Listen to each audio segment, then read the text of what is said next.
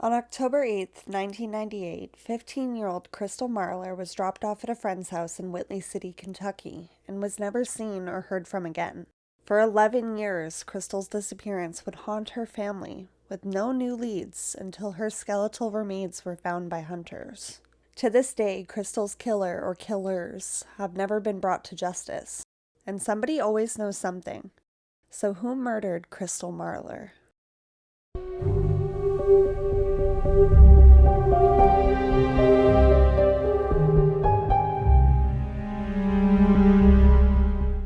Hello and welcome to another episode of Truly Twisted. As always, I'm your host, Alicia Watson, and every Thursday I bring you a story that is always victim-focused and fact-based. But before we get into this week's episode, I just wanted to apologize that I had completely missed an episode drop on July 23rd.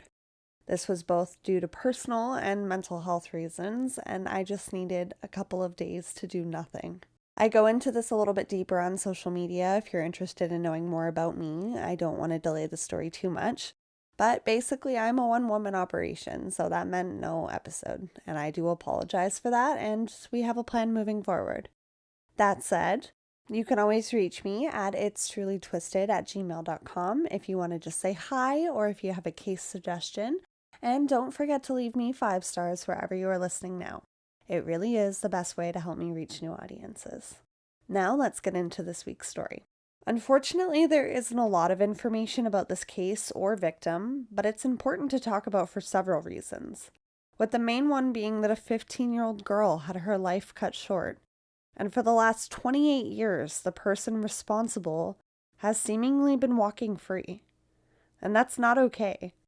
I also just want to say that I've seen Crystal's name spelt both with a K and a C online, and I'm not really able to confirm which one is correct, so for my purposes, I'm going to be using it with a C, which is what I saw most often. Now let's get into it. Crystal Sue Marler was born on November 28th, 1982, to her mom, Abigail Florence. She also had a brother named Jonathan, and from what I could find, my understanding is that her father wasn't really in the picture. But she never lacked any love. She had a large extended family and spent a lot of time with her grandma, Lorella Wood, while her mom was at work. The family grew up in Whitley City, Kentucky, a very small community outside of McCreary County in the southeastern part of the state. Now, when I say small, I really mean small. The 2020 census showed a population of 968 people. Crystal was described as a dreamer, vibrant, and full of life. And you can certainly see that just from her photos at just 15 years old. Crystal's mom worked nights, but on October 8th, 1998, she had taken her to the library to get some books during the day and then to see a friend to get back a CD or a DVD that she had lent her. She had left Crystal at her friend's house because she wanted to hang out for a little while. Crystal's friend lived within walking distance, so there was no plan for anyone to pick her up, according to an interview with her grandma Lorella. We know that at some point after Crystal's mom, Abigail, went to work, that Crystal made it home because there was a diary entry written from that day. Her family doesn't know if she left home again with anyone or on her own, but after 5 p.m. that day, she would never be seen again. By the time that Abigail returned home from work that day, Crystal would have already been at school, so she never thought anything of it when she didn't see her yet. She didn't even know that she was missing until she didn't come home. Her family talked to some of her friends, but no one had any information, and she was reported as missing to the McCreary County Sheriff's Department. For the next 11 years, her disappearance would weigh on her family, haunted by not knowing what happened to her. What were her final movements? Why did she leave the house again? And sadly, her mom would die in an accident before ever finding out what happened to her daughter in 2007. According to Lorella, Crystal's disappearance wasn't taken very seriously by law enforcement, and she was quickly labeled as a runaway, with no leads or information to suggest otherwise. But 11 years later, Crystal's family's worst fears would come true. On April 25, 2009, hunters were walking in the woods off Peel Dogwood Road when they came across the skeletal remains.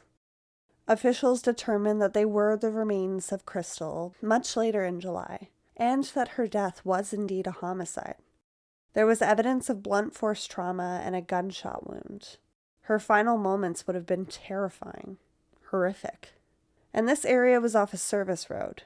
Even though it was roughly 5 miles from where Crystal lived, it wasn't a normal place for teenagers to hang out. Lorella, Crystal's grandmother, remains the spokesperson for her family to this day and is desperately seeking answers. Who did this to Crystal and why? Rumors and speculation point to a particular pair of brothers, and one other suspect that may be responsible. One brother has since passed away, and it remains unclear if they were ever interviewed by police. But Crystal's family believes that they're responsible or that they at least know something. One of the suspects moved away just months after Crystal's remains were found. And that could be a coincidence, but it could also be suspicious. Lorella thinks that it's possible that Crystal was targeted because she was biracial. She was half black. She was horrifically beaten and shot through the mouth. The overkill could have been motivated by hate. It is also possible that an older, unnamed married man may be responsible.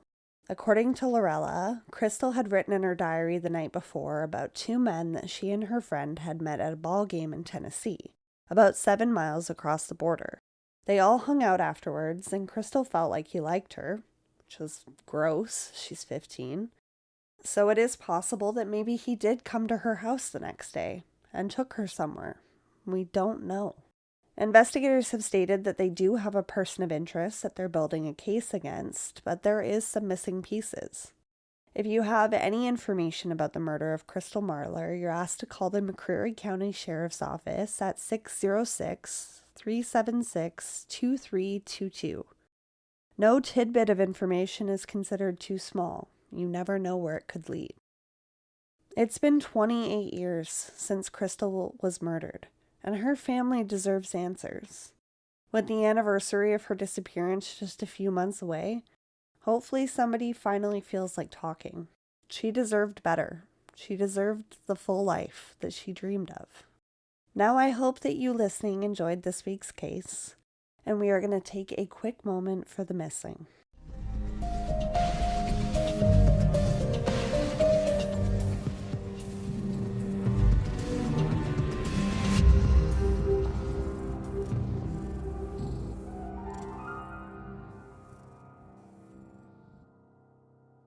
The family of 49-year-old Corey Smith are offering a $5,000 reward for any information that may lead to her whereabouts. Corey was last seen around 11 p.m. at her work at a Swedish Auto in Nicholasville, Kentucky on May 6, 2025. She was officially reported as missing on May 12th when she didn't show up at her second job at Lil's Coffee House in Paris, Kentucky. There is no evidence to suggest that she returned home after May 6th. And if she was okay, she certainly would have because she had a pet cat that she loved dearly.